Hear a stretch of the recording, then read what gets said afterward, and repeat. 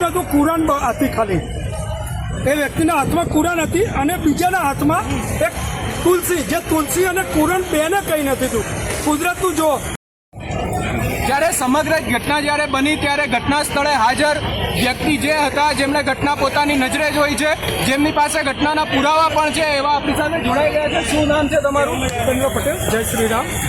જ્યારે આ ઘટના બની હું પાછળ જ રહું છું અને મારે પ્લાયવુડની દુકાન છે.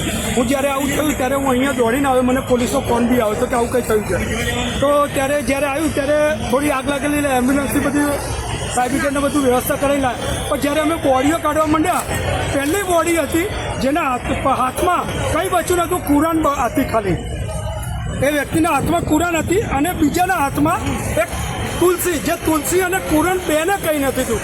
કુદરતનું જો એ બોડીનો કોઈ ભાગ નહોતો બચ્યો, પણ આ કુરાન છે અને એક હાથમાં ભગવાન શ્રી જે તુલસી હોય એ તુલસીની માળા એ રહીને અંબિયાર પોલીસ સ્ટાફને આલી. એવી રીતે તે વિચાર કરો કે આ બેને કંઈ ન થયું અને આ 200 જણ મરી ગયા. બધાને દુઃખ છે, ડૉક્ટરોને બી ઘણું નુકસાન થયું. પ્લેન એટલી ઝડપે આવ્યું કે આ ડૉક્ટરોની બિલ્ડિંગ છે, આખું બિલ્ડિંગ તોડી નાખ્યું.